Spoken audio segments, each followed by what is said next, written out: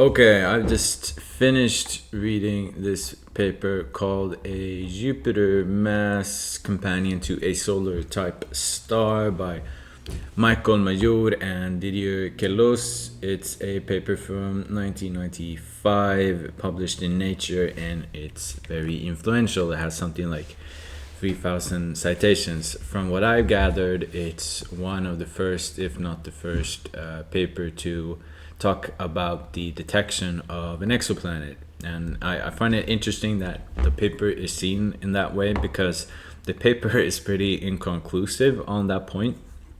So here is the from the abstract, and this is also what they say later in the paper, that the object that they've detected through the variations in the radial velocity might be a gas giant planet or a stripped brown dwarf. Because if it's a brown dwarf, it's a very low mass brown dwarf, but it might have had its mass stripped by being so close to this other star. But if it's a gas giant planet, it has a pretty weird orbit for that type of planet. So it doesn't really fit well with the models of planet formation they have, which I know nothing about. But that's why they are a bit hesitant to say that this is a planet. And I found that pretty interesting because, you would think, or there's a part of me that would like to think that, oh, why wouldn't you then just look at another star until you find one that has more conclusive data regarding an exoplanet? But I guess because by now we've found like something 5,000 exoplanets, but this is from 1995, and I guess it was much harder to make these type of observations, and at least it took a lot longer time. So you would have to, this was still seen as, okay, let's publish this and let's publish this in Nature. And I thought that was interesting. There's also an assumption made in the paper when they're trying to estimate the inclination of this planet, the inclination of its orbit around the star. There's an assumption made there which I found was interesting. It kind of gave you insight into how speculative this field can be, which is fine because they're transparent about it. They say, okay, let's assume this. So it was an interesting paper. It's a shorter paper than the others one that I read, so I'm hoping this video is going to be shorter also. Also had a different vibe than the other papers that I read previously. So that's it. Okay, so I have found a paper that I'm going to read. It's called A Jupiter Mass Companion to a Solar Type Star by Michel Major and Didier Queloz. It's from 1995, published in Nature. Why this one? Well, it's very influential. It has like 3,000 citations, and I've even heard about it. I've heard about it the short time now that I've been looking into this. I've already stumbled upon the name more than once. Additionally, it seems very different than the other one. It's a shorter paper. I think it's it's 5 pages, although of course these are double columns, and so also the fact that it's published in Nature makes it interesting. I'm a bit interested in seeing how those kind of papers are, if it's formulated in a different manner. So that's really it.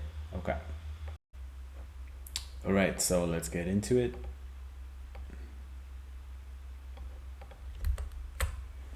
A Jupiter Mass Companion to a Solar Type Star. Not sure what that means. A solar type. Is it the age? Is it the size? Is it the temperature?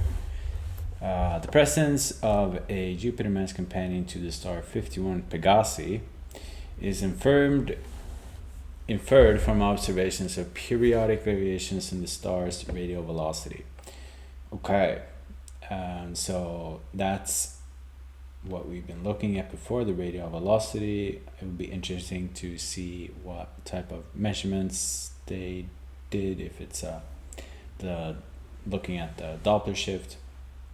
The companion lies only about 8 million kilometers from the star. That does not tell me much. 8 million kilometers, which would be well inside the orbit of Mercury in our solar system. Okay, so it's pretty close. This object might be a gas giant planet that has migrated to this location through orbital evolution or from radiative stripping of a brown dwarf. Radiative stripping of a brown dwarf. Oh, okay. No. What? Are they saying it used to be a brown dwarf? Or might be others, but are they saying it used to be a brown dwarf and it turned into a gas giant planet? Or they're saying that we don't know. It is a brown dwarf. That's okay.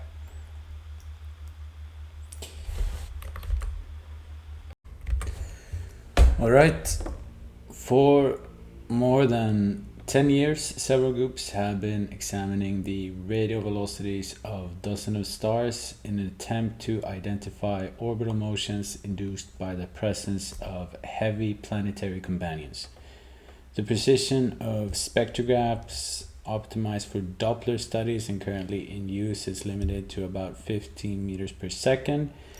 As the reflex motion of the Sun due to Jupiter is 30 meters per second, all current searches are limited to the detection of objects with at least the mass of Jupiter.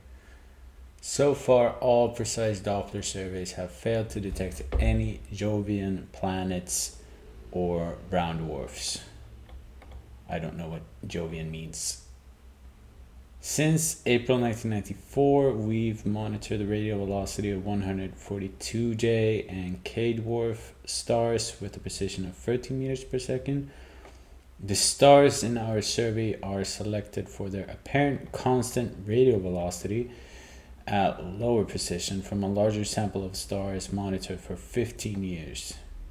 After 18 months of measurements, a small numbers of stars show significant velocity variations. Although most candidates require additional measurements, we support here the discovery of a companion with a minimum mass of 0.5 Jupiter masses, orbiting at 0.05 astronomical units around the solar type star 51 Pegasi. Constraints originating from the observed rotational velocity of 51 peg and from its low chromospheric emission give an upper limit of 2 mj for the mass of the companion.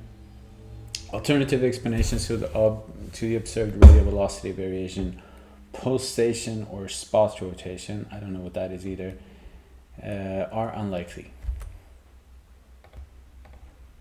So I'm not sure why they say that the current search is limited to the detection of objects with at least the mass of Jupiter, because the wobble, I presume, would also be dependent upon the mass of the Sun. So this is assuming that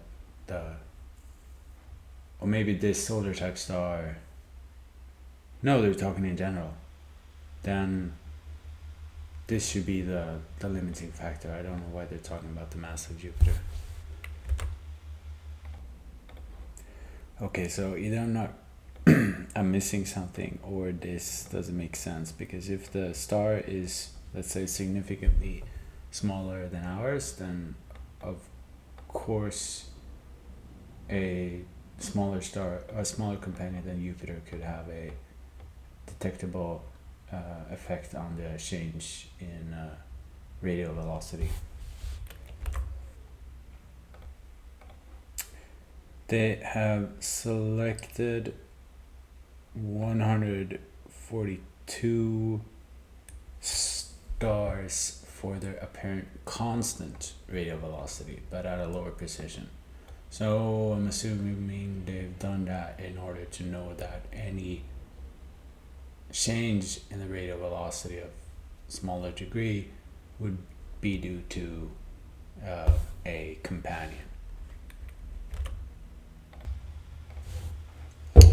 So I don't know how chromospheric emissions can give upper limits to mass estimations. I tried to look it up, but I do not know, so I will push through and see if they maybe go into it later. The very small distance between the companion and 51 Peg is certainly not predicted by the current models of giant planet formation. As the temperature of the companion is above 1300 Kelvin, this object seems to be dangerously close to the gene's thermal evaporation limit. Moreover, non-thermal evaporation effects are known to be dominant over thermal ones. I don't know which evaporation effects they're talking about. This Jovian mass companion may therefore be the result of the stripping of a very low mass brown dwarf. Okay, so I think they're saying that the companion used to be a brown dwarf. The short period orbital motion of 51 Peg also displays a long period perturbation, which may be the signature of a second low mass companion orbiting at larger distances. Discovery of Jupiter mass companions. Our measurements are made with the new fiber-fed Queloz spectrograph Elodie of the Haute-Provence Observatory, France.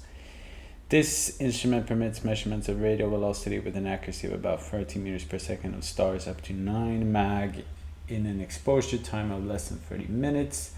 The radial velocity is computed with a cross-correlation technique that concentrates the Doppler information of about 5,000 stellar absorption lines. The position of the cross-correlation function, figure 1, is used to compute the radial velocity. The width of the cross-correlation function is related to the star's rotational velocity. The very high radial velocity accuracy achieved is as a result of the scrambling effect of the fibers, as well as monitoring by a calibration lamp of the instrumental variations during exposure. Okay, I have no idea what these fibers are, and I don't know what the calibration lamp is. The first observations of 51 Peg started in September 1994. In January 1995, a first 4.23 days orbit was computed and confirmed by intensive observations during 8 consecutive nights in July 1995 and 8 in September 1995. Nevertheless, a 24 meter per second scatter of the orbital solution was measured. As this is incompatible with the accuracy of Elodie measurements, we adjusted an orbit to 4 sets of measurements carried out at 4 different epochs with only the gamma velocity as a free parameter. Figure 2. So I guess this is the gamma velocity, radial velocity. Orbital motion of the 51 Peg at 4 different epochs corrected from the gamma velocity. The solid line represents the orbital motion fitted on each time span with only the gamma velocity as a free parameter and with the other fixed parameters taken from table 1. Table 1 is nowhere to be found.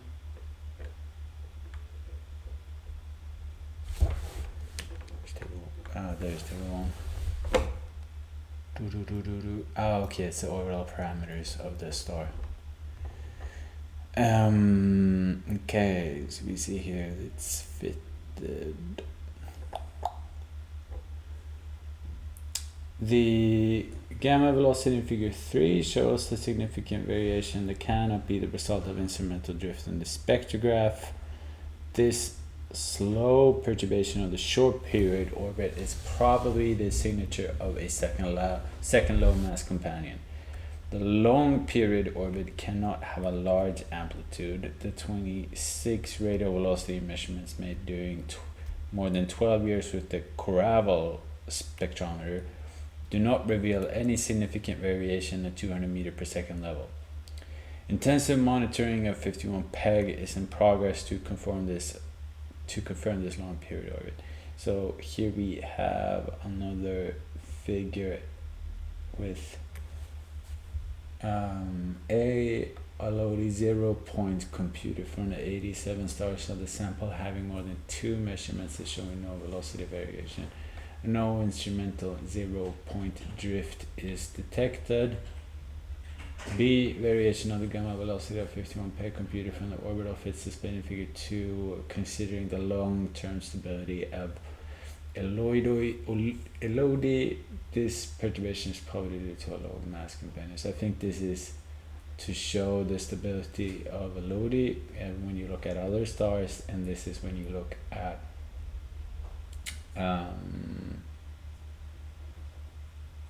51 peg.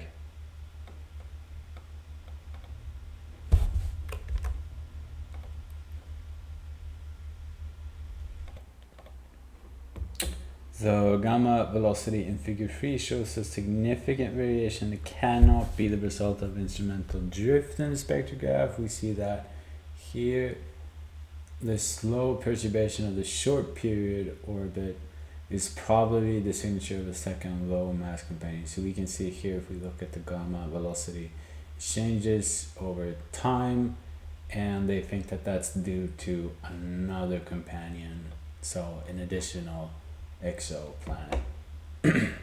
The long period orbit cannot have a large amplitude. The 26 rate of velocity measurements made during more than 12 years with the Queloz spectrometer do not reveal any significant variation at a 200 meter per second level.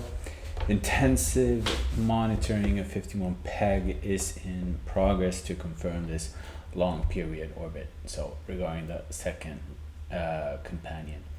In figure 4, a short period circular orbit is fitted to the data after correction of the variation in gamma velocity.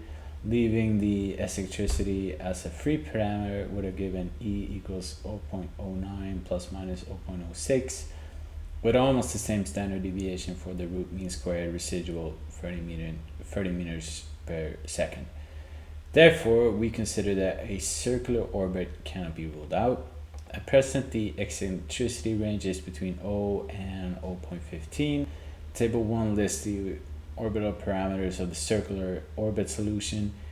An orbital period of 4.23 days is rather short, but short period binaries are not exceptional among solar type stars.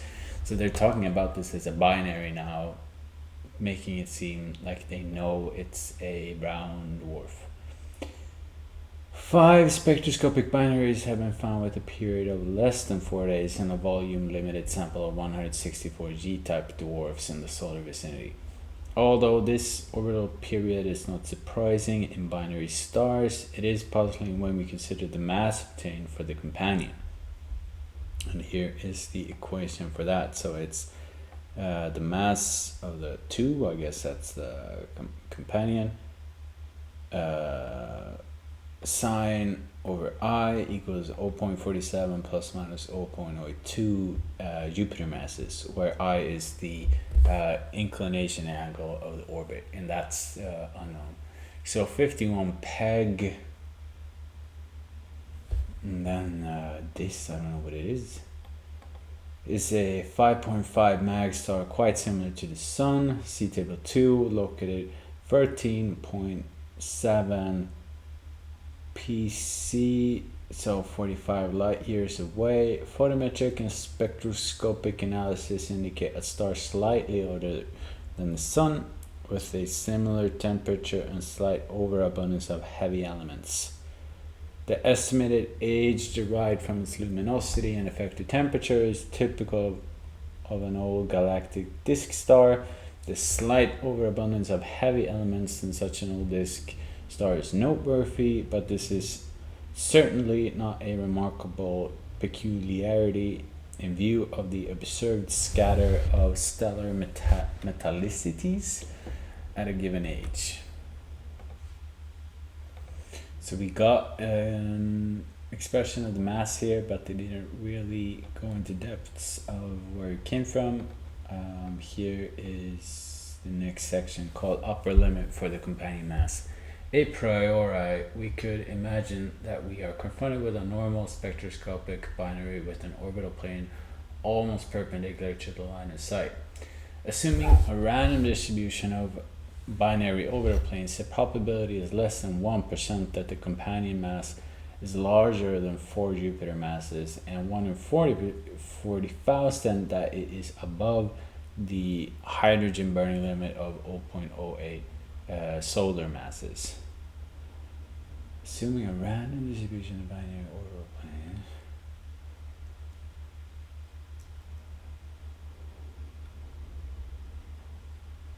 Aha, okay. Yeah, they're saying, you know,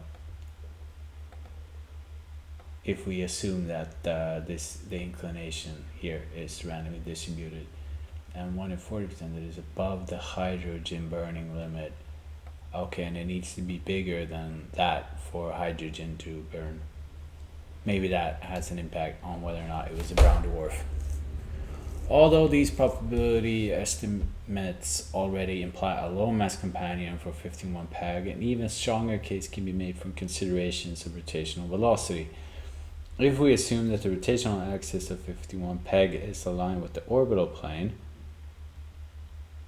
we can derive sin I by combining the observed projected rotational velocity v sin I with the equatorial velocity v 2 pi r over p times v sine, and v sine is v equi sine I. So I was reading this paper and I was a little bit confused as to where this equation was coming from. And then I realized that the papers that we've been reading up until now, they have all dealt with eclipsing binary systems. And the good thing about those systems is that the inclination of their orbit is almost 90 degrees, or close enough to 90 degrees that they are in transit. That means that the pulling of the companion in that system on the star that we are measuring its Doppler shift is in our line of sight. However, if the orbit of the companion is not in transit, so it's outside of, or it's far away from 90 degrees, so just far enough that it's not in eclipsing, then there's no way for us to be able to tell what the inclination of the orbit is. That is to say, if you have a smaller planet or companion that is just close enough to be eclipsing, to not be eclipsing, you can't tell the difference that would have on the Doppler shift in comparison to a bigger planet that is almost orbiting face on. There would be no way for you to tell the difference of that. So that's where this comes from, because here all we have is the variations in the radial velocity, and because of that we need to estimate, or we need to use additional information if we want to know what the mass is. In here, what they're saying is, if we assume a random distribution of binary orbital planes, and if we look at this equation, then we can make statistical estimations in regards to the mass of this companion. But that's assuming an uneven random distribution of these orbital planes, which is fair. You can do that. And then later they go on to make 3 different estimations of the radial velocity. And I don't know, they don't really go into detail how they make these estimations. They're talking about the chromospheric variations, so I think that's related to how fast the star is spinning. And maybe they are using photometric information as well, because that could tell you if you see the star is moving face on, or that can, I guess you could combine the Doppler shift and seeing how much the star is moving just photometrically. You could also estimate the inclination of the orbit. Here they mention what they will use as their estimation, and they calculate the mean of this estimation here as plus minus 0.3 kilometers per second, and then they accordingly prefer to admit a larger uncertainty of plus minus 1 kilometers per second. I don't know where this one came from. It seems pretty arbitrary. Okay, so I think I understand the reasoning here a little bit better. When we're trying to estimate the mass of the companion, we need to know the inclination, because this is how we calculate the mass. But as we don't have the inclination, we need to estimate that somehow. And there's different ways of estimating this. And what they choose to do is to assume that the orbital plane is the same as the rotational axis of the star. So this might be true. I know that if you look at our solar system, the Pluto, for example, has a very different inclination than the orbital plane. But this is an assumption, so just to keep that in mind. And the way that they then go on to estimate the rotational axis is by looking, it's pretty clever. They look at two velocities. One is what they call the rotational velocity, which they calculate by looking at the radius of the star and then also the period. And the period they somehow get through the chromospheric activity, which is this a layer of the star's atmosphere. So that's one of the velocities. And then they calculate another velocity that they call the equatorial velocity, in which they look at I think they call it line broadening, or here line profile analysis, which is very clever. What you do is you look at the width of the spectrographic lines. You look at the width because the faster a star spins, due to the Doppler shift, the lines will be wider. So you can actually use the width of the spectrographic lines to estimate the velocity of which the star is spinning. However, of course, this Doppler effect will then also be dependent upon the rotational axis, right? If the star is rotating face on, this won't have an effect. So they're using this, they're equating these two velocities, and in that way they can calculate what sin of the inclination is, and that way they get an estimation of the rotational axis, and from that they say that it will be the same as the orbital inclination, and as they then have the orbital inclination, they can calculate the mass of the companion, and they give a lower limit of 0.4 for the sinus of the inclination, which corresponds to an upper limit for the mass of the planet of 1.2 Jupiter masses. Ta-da!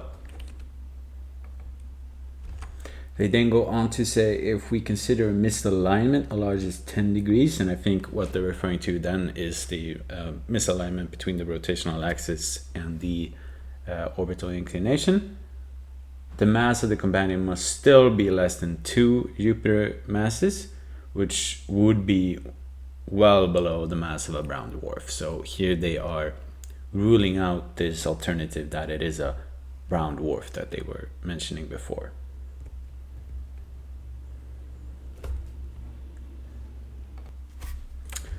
Additionally, they mentioned that the 30-day rotation period of the star is not synchronized with the very short orbit of the companion, and apparently that spectroscopic binaries are all synchronized. So they go on to say that we can rule out that this is a low mass stellar companion. So one other interpretation of the measurements could be that it's a spot rotation. So that's if the star has a dark spot, and then when it rotates, that would also give the same kind of Doppler shift that you would see in the spectrographic data.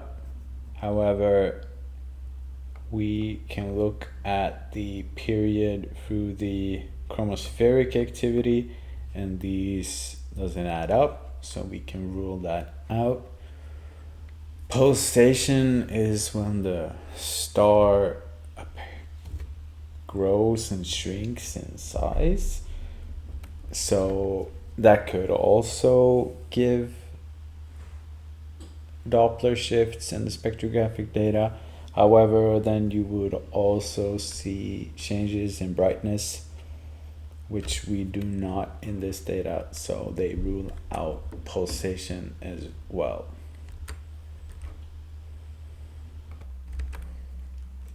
So just to conclude, from all the above arguments, we believe that the only convincing interpretations of the observed velocity variations is that they are due to the orbital motion of a very low mass companion.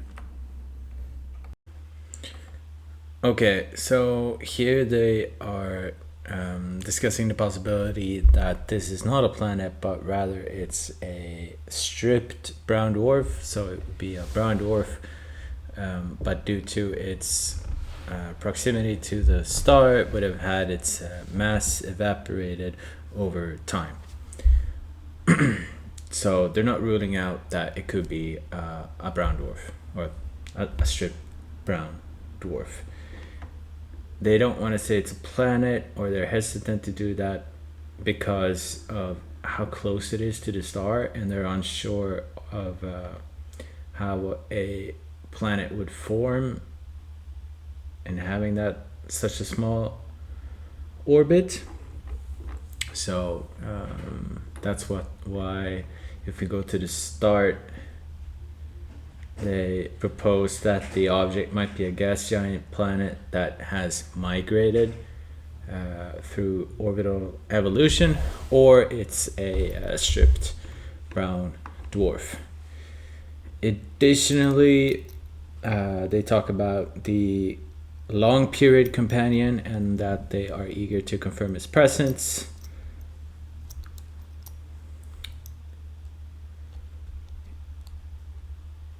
And what I took from this paper before reading it was that this was one of the first papers that confirmed the existence of an exoplanet. I don't know if maybe that was me misunderstanding, or if that's kind of the way we talk about it, and it's been miscommunicated. Either way, after reading this paper, it's clear that they are much more careful with their conclusions. So,